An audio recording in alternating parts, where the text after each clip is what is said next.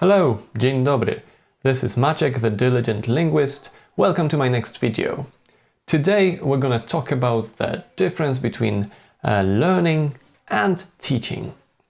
In English, Spanish, French and German, there are dedicated separate verbs to mean teach and learn.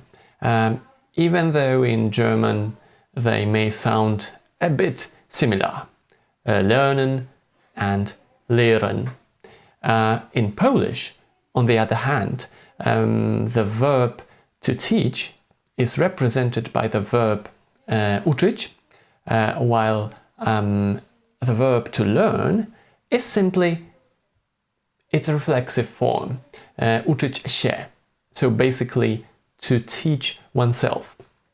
Się is a Polish reflexive pronoun. I believe it's very similar in Russian, where uczyć means to teach, and uczyć means to learn.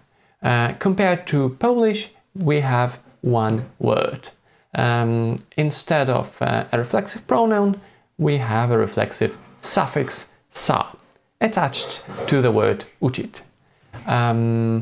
While I was learning the Bengali language, I noticed that the concept of learning is normally represented by the word pora, synonymous to reading. So basically reading and learning are represented by the same word. Sometimes I also came across the word porashuna, literally reading, listening, or reading and listening, or poraleka, meaning reading, writing. Reading and listening are receptive skills. Only writing here is a productive one. But if you think of it as copying from the board or taking notes, then its productive aspect is somewhat limited. I would personally call it a reproductive skill in such cases. Why all these different representations in different languages? Definitely there must be social, cultural or historical reasons.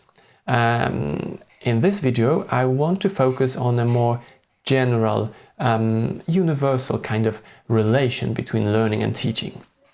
But first, have a look at this quote from the book Traitor by Matthew Stover, which is part of the Star Wars Legends series.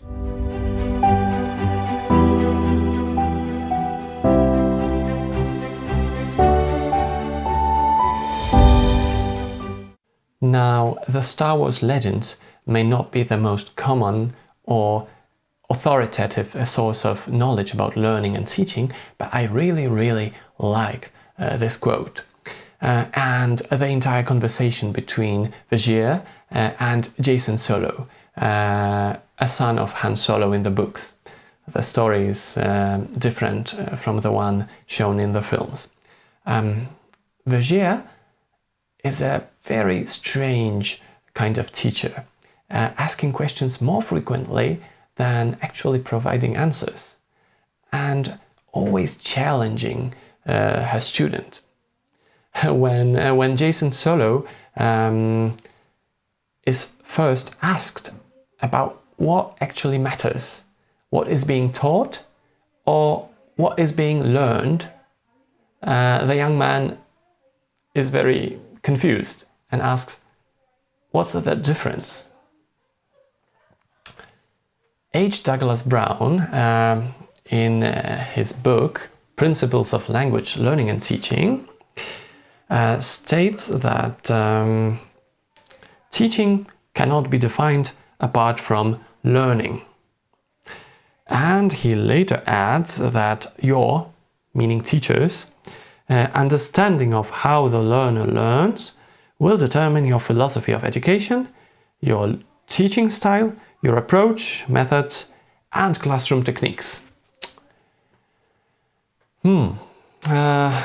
What is entailed is that developing an individual teaching style is dependent on the teacher's consideration and understanding of the learning process.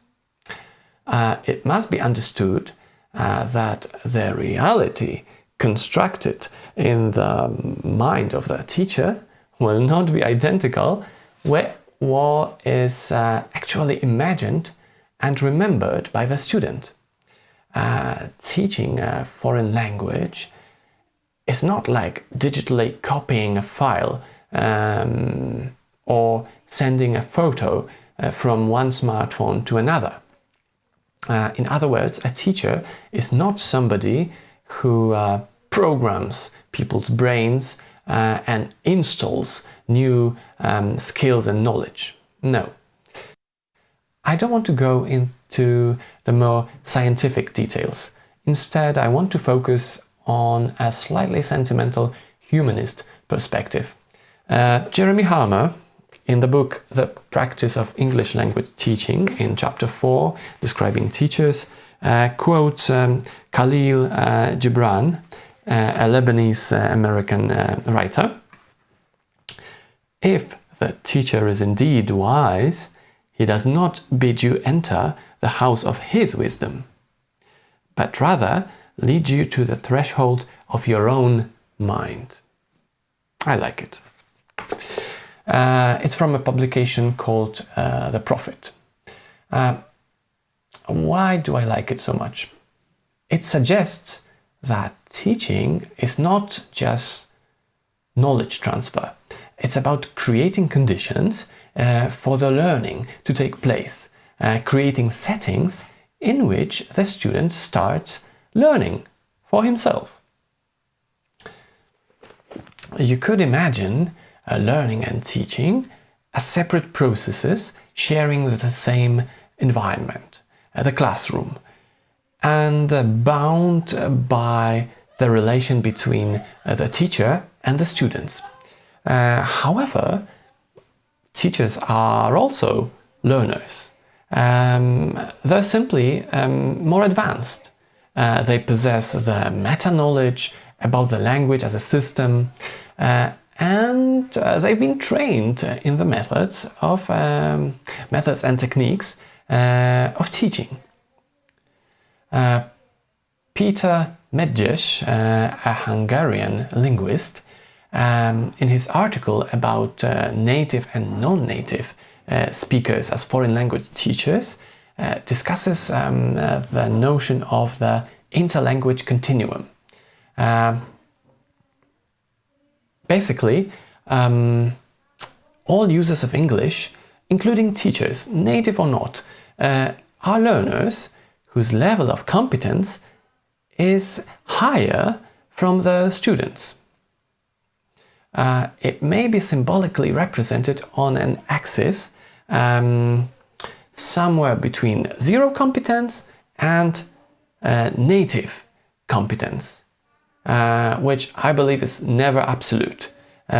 We never really stop learning. Even a mother tongue, we can always encounter new words and expressions, not to mention that languages change over time.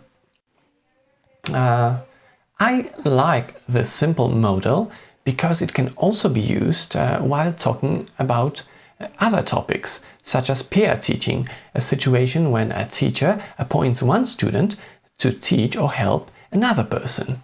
There will probably be a small difference in terms of the competence level, just enough to make it work and to allow the teacher to delegate the task to one of the brighter students.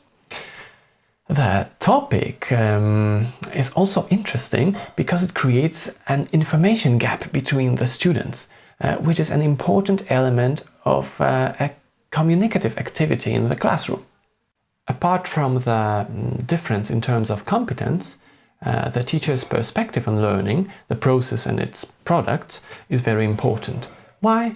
Simply because one of the main roles of teachers is to motivate students. Jeremy Harmer explains that the teacher's approach and the chosen teaching methods have a great impact on students' level of motivation. In a similar fashion, H. Douglas Brown mentions that the choice of the teaching method may influence students' willingness to learn. He speaks about eclectic and enlightened teachers who always try to tailor classes to particular needs and contexts. If the method does not suit given student's personality and does not meet his or her expectations, or if it's in contrast to students' beliefs, then the level of motivation will suffer, and the outcome of teaching and learning may be hampered. The teaching method must be compatible with both the teacher and the students. I think the simplest explanation of the position of the teacher as a source of motivation is the one presented by Skehan in his consideration of individual differences in second language learning. Again, it's a very simple model showing the main influences on motivation. Have a look. This division is a very simplified one, and I know that motivation is a giant area of investigation, not only in the context of language teaching and learning. Anyway, within the learning context, we have first the materials, so their attractiveness, variety, and effectiveness, and second, the ways of teaching. For example, interaction patterns, classroom organization, lesson planning, teacher's personality, and so on. On the psychological level, there is the influence of success, meeting expectations, and the role of satisfaction in boosting motivation. It is also motivating if the learner is self-confident and believes in his or her future success. As far as the results of learning are considered, we're talking about the consequences of learning. For example, passing language tests, getting certificates, or gaining approval at work or at home. Again, there is also the psychological level. A person will be more motivated if, as a result of learning, he or she can fulfill her goals in life, outside the classroom. For example, traveling to interesting places, making new friends, getting a better job, or being promoted. In the context of this video, the bottom line is that the teacher is able to raise and stimulate students' motivation, yet he or she should select the right method, techniques and materials for a particular group, and show the students how they can use the skills and knowledge inside as well as outside the classroom, also to improve their own learning. This is related to the topic of learner autonomy, a very broad but interesting subject. Remember the quote from the Star Wars? At some point in the story, Vergier, the teacher, dies, but her student, Jason Solo, continues to develop along the same lines, continues in the same direction, which at some point allows him to become a great hero and save the galaxy. Teachers can play many roles in the foreign language classroom, so they may seem like actors. According to other views, teachers are like conductors, because their work requires directing conversations, setting the pace, and adjusting their intonation, tone of voice, a very powerful teaching instrument. Jeremy Harmer also explains that teachers can be seen as gardeners because they plant the seeds and watch them grow.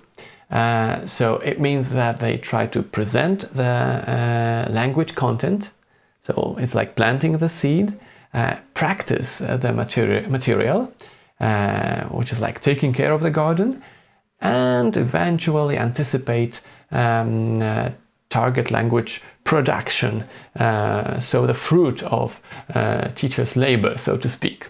Again, we can see the relation between teaching and learning. While preparing this video, I have rediscovered a book from 1987, Roles of Teachers and Learners by Anthony Wright. And I liked it so much that I actually decided to buy it. The author explains that teaching styles and preferable roles taken up in the classroom are mostly a matter of a teacher's personality. A given style is also going to reflect teachers' beliefs and attitudes, such as cultural and social beliefs about how to behave and interact with various people and groups, beliefs about the role of knowledge and teaching and learning, beliefs about the nature of learning, what it means to learn. And not every teacher will support the same point of view. And views on the target language, its role, importance in the world, and importance in learners' lives. Anthony Grasher, the author of the book Teaching with Style, admits that teaching styles are like colors on an artist's palette. I think the same can be said about learning styles. I will try to cover these topics in the future. I know many of you are waiting for me to present a more practical video. I'm already working on it. For today, thank you for watching, and remember, never stop learning languages.